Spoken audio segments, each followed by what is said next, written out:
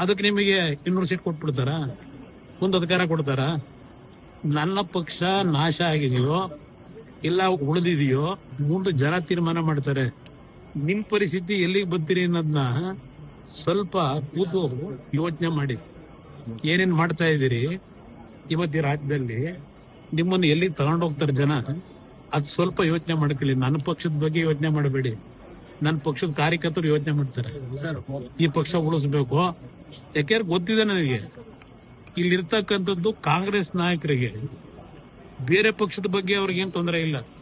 ಇರೋದೇ ಜನತಾದಳ. ಅವರಿಗೆ ಜನತಾದಳ ಫಿನಿಶ್ ಆದ್ರೆ ಅವ್ರು ಉಳಿತಾರೆ. ಜನತಾದಳ ಮೇಲೆ ಬಂದ್ರೆ ಅವ್ರ ಲೈಫ್ ಏನು ಅಂತ ಗೊತ್ತವ್ರಿಗೆ.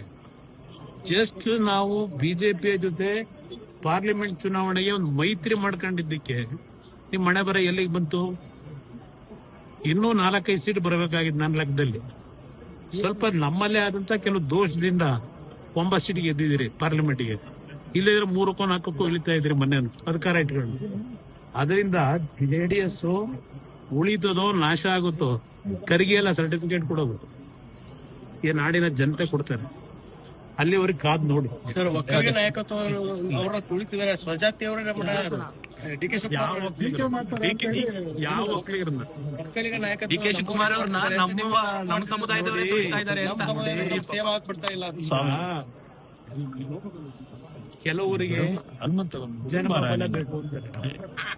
ಕೆಲವರು ಬೆಳಗ್ಗಿನ ಸಾಯಂಕಾಲದವರೆಗೂ ಹಣ ಲೂಟಿ ಮಾಡಬೇಕು ಅಂತಾರೆ. ಜನ ಬೆಂಬಲವನ್ನ ಇವತ್ತು ಯಾವ ರೀತಿ ಪಡಿಬೇಕು ಅನ್ನೋದಕ್ಕಿಂತ ಹೆಚ್ಚಾಗಿ ಕ್ಷಣವು ರಾಜ್ಯದ ಲೂಟಿ ಮಾಡತಕ್ಕಂತ ಕೆಲಸ ಮಾಡಿದ್ರು. ಜಾತಿ ಹೆಸರಿನಲ್ಲಿ ಬೆಂಬಲ ಕೊಡ್ತಾರ? ತಲೆ ಹೊಡೆದು. ಯಾಕೆಂದ್ರೆ ಪಾಪ ಯಾರೋ ಹೇಳೋರೆ ಅವ್ರ ತಮ್ಮನೇ ಇರ್ಬೇಕೇನು. ಕುಮಾರಸ್ವಾಮಿ ಬಂದು ಬಾಯಿ ಚಪ್ಲಕ್ ಮಾತಾಡಿದ್ದಾರೆ. ನಾನು ಬಾಯಿ ಚಪ್ಲಕ್ ಮಾತಾಡಲ್ಲ. ನಿಮ್ಮ ಹಲವಾರು ಅಕ್ರಮಗಳ ಬಗ್ಗೆ ಜನತೆಗೆ ಏನು ಮಾಹಿತಿ ಕೊಡ್ತೀನಿ.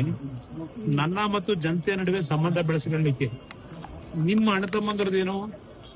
ಬೆಳಿಗ್ಗೆ ಎದ್ರೆ ಯಾರು ತಲೆ ಹೊಡೆಯಬೇಕು, ಯಾವ ಭೂಮಿಗೆ ಫೆನ್ಸಿಂಗ್ ಹಾಕ್ಬೇಕು, ಯಾವ ರೀತಿ ಅಕ್ರಮವನ್ನು ಸಂಪಾದನೆ ಮಾಡಬೇಕು, ಇದಕ್ಕೆ ಜನ ನಿಮಗೆ ಬೆಂಬಲ ಕೊಡ್ತಾರ? ನಿಮ್ದೊಂದು ರೀತಿ ಚಪ್ಪಲ, ನನ್ನೊಂದು ರೀತಿ ಚಪ್ಪಲ.